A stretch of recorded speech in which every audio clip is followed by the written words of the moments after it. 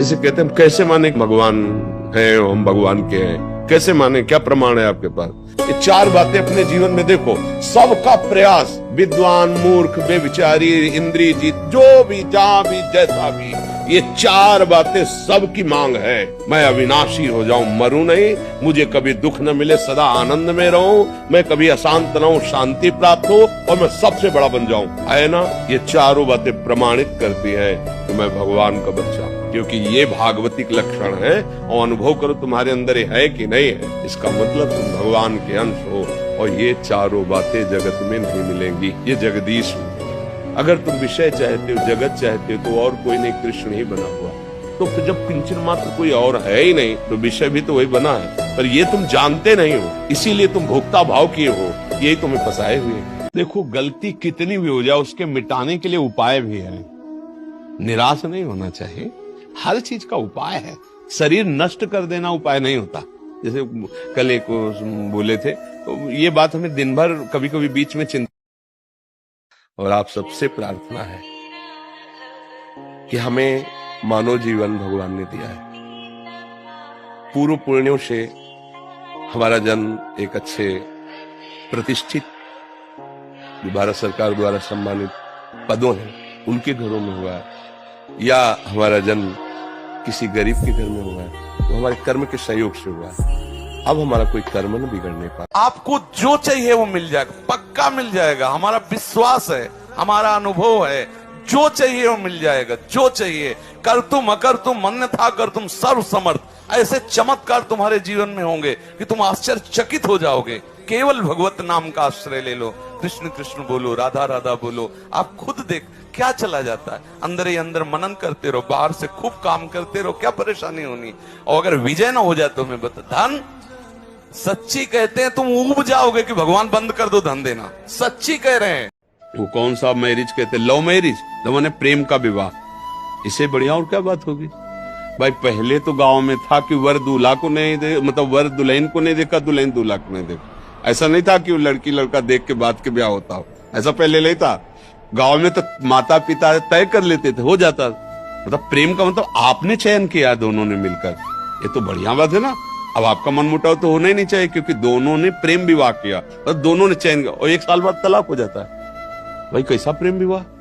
वहां तो न वर को देखा था, न दुल्हन को देखा था, माता पिता की मर्यादा में आकर ब्याह किया, और परिवार सुसज्जित मंगलमय आजीवन निर्वाह करते हुए पूरे घर की सेवा, परिवार की सेवा, पति की अधीनता, पति पत्नी को ही अपना सर्वस्व मानते हुए, ऐसे ही भाव से आज हमारा क्या वातावरण हो रहा है? क्या हमारी उन्नति हो रही, क्या उन्नति हो रही? अगर पीछे से देखा जाए तो हमारी बड़ी, और ठीक है, माता पिता की पसंद थी, आपने खुद पसंद किया ना, तो अब अपनी पसंद का निर्वाह करते जीवन भर दोनों मिलके। ये क्या बीच में, ये क्या, ये प्रेम विवाह है? अब जब कोई हमसे पूछता है कि तुम क्या चखते हो, तो हम कहते हैं राधा राधा, क्योंकि अब जिसको जो गुरु प्रदत्त स्वाद मिला है, तो हम तो यही कहेंगे अब राधा राधा राधा राधा। अच्छा, भगवान शिव के अनन्य उपासक है, तो हम उसे ऐसे देखते हैं ना कि जैसे माता पिता के घर में लड़की खा पी के स्वस्थ सुंदर रूप, पढ़ाई लिखाई, अब पिता ने पाणी ग्रहण करा दिया, तो रोज अटैची लिए अगर वो घर है, तो पिता डांटेगा, ले डांटेगा, अपने पति के साथ आप पति के अनुकूल रहे, डांटेगा। तो हमारे माता पिता भगवान शिव ने मुझे राधावर प्रदान कर दिए हैं।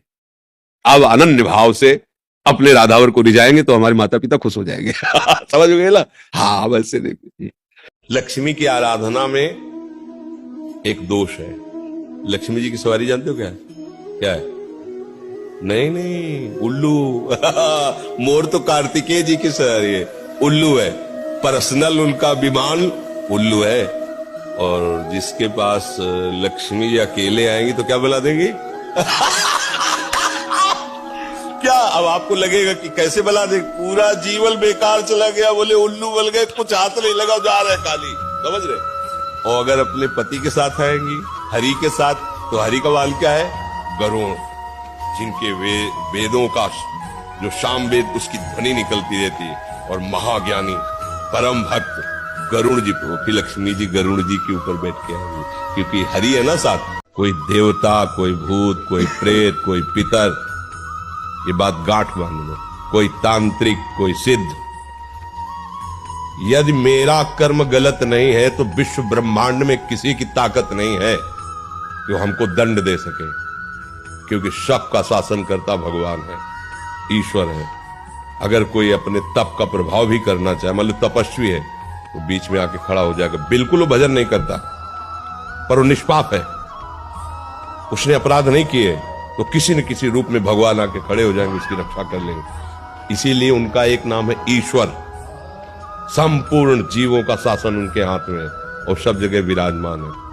यार मैंने तो भगवान को पुकारा ही नहीं, लेकिन मेरा सब काम बन गया। ऐसा फंस रहा था, ऐसा गिरने वाला था कि मर जाते, ये लोग फंसा लेते। ऐसा कौन बचाया? तुम्हारे अच्छे कर्म, तुम्हारे अच्छे कर्म, बुरे कर्म नहीं।